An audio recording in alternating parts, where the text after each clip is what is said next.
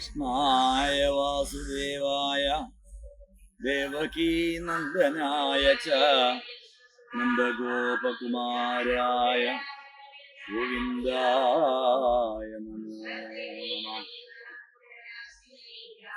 റോധോത്ത് മഹാവിഷ്ണു ക്ഷേത്രം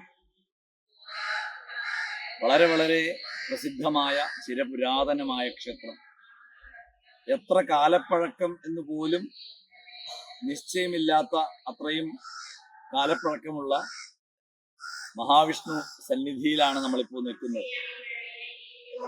ഇവിടെ ആ മീനച്ചിലാറിന്റെ സന്നിധിയില് തൊട്ടടുത്ത് ആ ക്ഷേത്ര കടവ് മീനച്ചിലാറിലേക്ക് വളരെ വളരെ പ്രശാന്ത സുന്ദരമായ ഒരു ക്ഷേത്രം ശരിക്കും ഇങ്ങനെ ആയിരിക്കണം എന്ന് നമുക്ക് തോന്നും ഇവിടെ വന്നു കഴിഞ്ഞാൽ. കാരണം അത്രമാത്രം മനസ്സിന് ശാന്തത നൽകുന്നത് അതാണല്ലോ ക്ഷേത്രം. ക്ഷീയന്തേ എത്ര പാപാനി തത് ക്ഷേത്രമഭിധീയത്തെ. അപ്പോ ഏതൊരു സന്നിധിയിൽ വന്നാലാണോ നമ്മുടെ മനസ്സിലുള്ള എല്ലാ പാപവാസനകളും ഇല്ലാതാകുന്നത്, മനസ്സ് പരിശുദ്ധമാകുന്നത്, ആ സങ്കേതമാണ് ക്ഷേത്രം. അതുകൊണ്ട് തന്നെ ഈ ഒരു മഹാവിഷ്ണു ക്ഷേത്രം ശരിക്കും നരസിംഹസ്വാമിയുടെ ഒരു ശക്തി കൂടി ഉണ്ട് എന്നാണ് ഇവിടെ വിശ്വാസം. പടിഞ്ഞാറോട്ട് ദർശനമായിട്ടുള്ള മഹാവിഷ്ണു അതും അപൂർവമാണ്.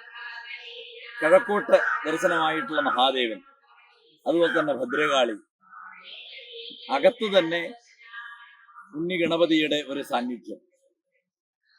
ഇങ്ങനെ എല്ലാം കൊണ്ടും ഭക്തി നിറഞ്ഞു തുളുമ്പുന്ന ഒരന്തരീക്ഷത്തിലാണ് ഈ ക്ഷേത്രം കുടികൊള്ളുന്നത്.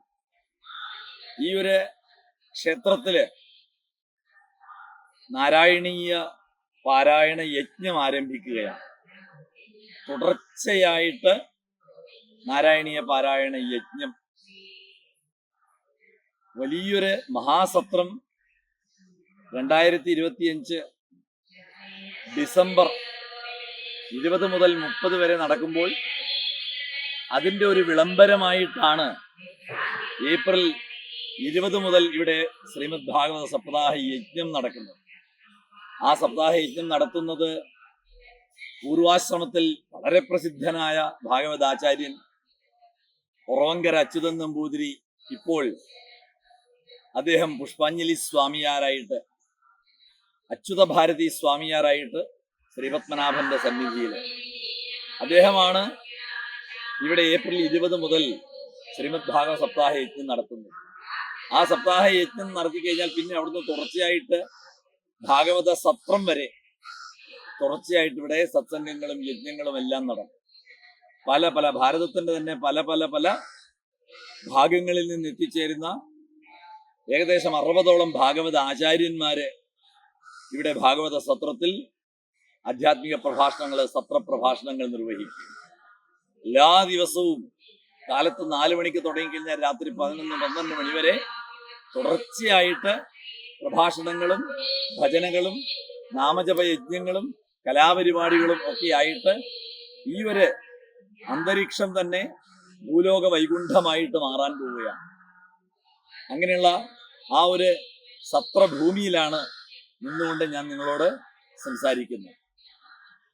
അതുകൊണ്ട് തന്നെ ഈ ക്ഷേത്രത്തെ പരിചയപ്പെട്ടിട്ടില്ലാത്തവര്, സൂര്യകാലടി മന, വളരെ പ്രസിദ്ധമായിട്ടുള്ള സൂര്യകാലടി മന, ആ സൂര്യകാലടി മനയാണ് എൻ്റെ മുന്നില്. ഐതിഹ്യമാലയിലൊക്കെ നമ്മൾ കേട്ടിട്ടുള്ള ആ പാലമരം എനിക്ക് ഇവിടുന്ന് കാണാം.